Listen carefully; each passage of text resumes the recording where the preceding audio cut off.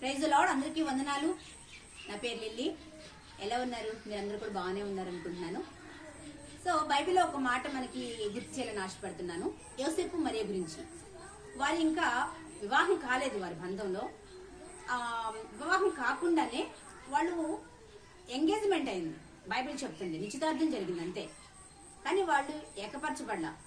ఆ పరిస్థితిలో మరి పరిశుద్ధాత్మ దేవుడు తనని ఏర్పాటు చేసుకుని ఈ లోక కళ్యాణం కోసం, లేకపోతే ఈ లోకంలో ప్రజలను రక్షించడం కోసం ప్రభువైన యేసుక్రీస్తు తన గర్భంలో మరి జన్మించడానికి సిద్ధపడినప్పుడు ఆమె పరిశుద్ధాత్మ వల్ల గర్భవతి తెలుసుకున్నాడు యోసేపు.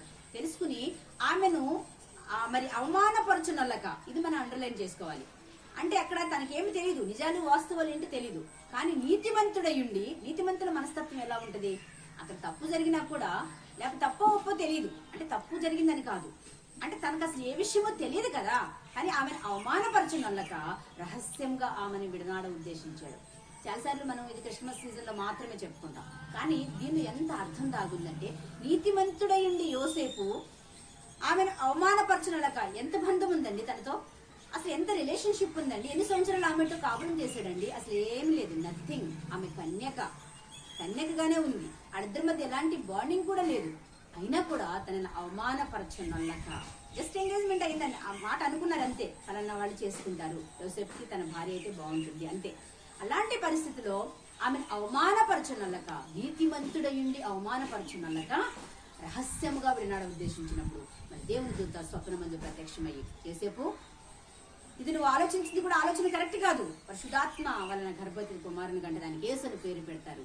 ఆయన లోక రక్షకుడు, మరి యేసును పేరుకు రక్షకుడు అని అర్థము అని కూడా చక్కగా దేవుని దూత ద్వారా తెలియజేయడం జరుగుతుంది. ఎందుకు ఈ మాటలు చెప్తుందంటే, నా పరిస్థితికి వస్తే 25 years నేను కాపురం చేసిన భర్త వాడు ఏమంటున్నాడో తెలుసా, ఎవరితోనూ లేచిపోయానంట. నేను లేచిపోతే ఎందుకండి ఈ బాధలు, ఈ పరిస్థితి అంటే 25 సంవత్సరాలు కాపురం చేసినవాడు నన్ను అవమానపరచొచ్చు, నన్ను గాయపరచొచ్చు, వేదనకి గురి చేయొచ్చు, ఇక్కడ ఉండటానికి ఇల్లు లేక, తినడానికి తిండి లేక అవస్థపడవచ్చు, మరి ఆస్తులన్నీ వాడి పేరు పెట్టుకోవచ్చు, మరి వచ్చిన కోడలతో కూడా నన్ను బ్లైమ్ చేయించవచ్చు, నా కన్న కొడుకును కూడా దూరం చేయించవచ్చు. అండ్ అత్తగారి కనీసం అత్తగారి నుంచి కూడా ఏమీ తీసుకురాలేదు, వాళ్ళని వెనకేసుకు రావచ్చు. నాకన్నా చర్చి వాళ్ళ బ్రతుకు కోసం చర్చి వాళ్ళ ముందు వాళ్ళతో నన్ను కొట్టించవచ్చు. వాడు బ్రతుకుపోద్దని మరి పెద్దలందరినీ వాడి వైపు త్రిప్పుకోవచ్చు. సో ఏమి నాకు చేతకాలేదండి. చేతకాక ఈరోజు నేను ఇంత అవస్థపడుతున్నాను. సో ఎవరికి చెప్పుకుంటాను చెప్పండి? తీర్పు తీర్చేవాడు దేవుడే అంటాడు. ఆ తీర్పు ఎప్పుడు జరుగుతుందండి? అందుకే నాదా ఎప్పుడు తీర్పు తీరుస్తావు అని చెప్పేసి ఆత్మలు కొన్ని మరి గగ్గోలు పెడుతున్నాయి అంట. బలిపీఠం కింద మరి ప్రకటన గ్రంథంలో కనిపిస్తూ ఉంటుంది. అయినా కూడా దేవుడి కాలం ఒకటి ఉంటుంది, తీర్పు వరకు, అప్పుడు వరకు ఉండాలి. కానీ పనిష్మెంట్ ఇస్తున్నాడు అంటే ఆయన ప్రేమ కలిగిన దేవుడు ఎవరికి పనిష్మెంట్ ఇవ్వట్లేదండి.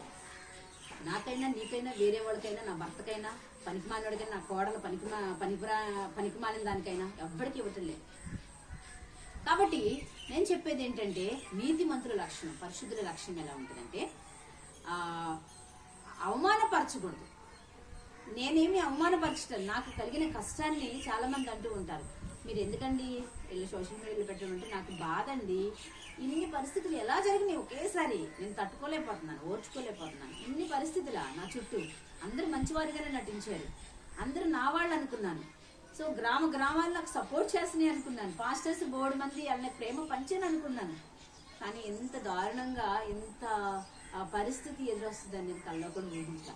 ఈ రోజులో డబ్బు ఉంటేనే కదండి, ఆ డబ్బు వాడి పేరు, ఎందుకంటే సంఘర్షణ పట్టుకోవడానికి కూడా కారణం ఏంటంటే, మా హస్బెండ్ పేరు మొత్తం, ఆస్తులు మొత్తం పెట్టుకున్నాడు. ఆ చర్చిలైనా, ఇళ్ళైనా, వాకిళ్ళైనా, స్థలాలైనా మేము కొన్నీ వాడి పేరున ఉన్నాయి. కాబట్టి సంఘర్షణ కూడా ఏమిటో మనకు పని ఏంటి? మంచి న్యాయం, నీతి, ధర్మం లేదండి ఇంకా. ఎక్కడ డబ్బు ఉంటే అక్కడ. కాబట్టి ఇలాంటి పరిస్థితులు జరుగుతున్నాయి. ఏం చేద్దాం చెప్పండి? కేర్ఫుల్గా ఉండండి. కొంచెం నా కోసం ప్రార్థన చేయండి అండ్ నాకు సపోర్ట్ చేయండి. నా ఛానల్కి సబ్స్క్రైబ్ చేయండి. Please do subscribe to my channel. Okay, thank you.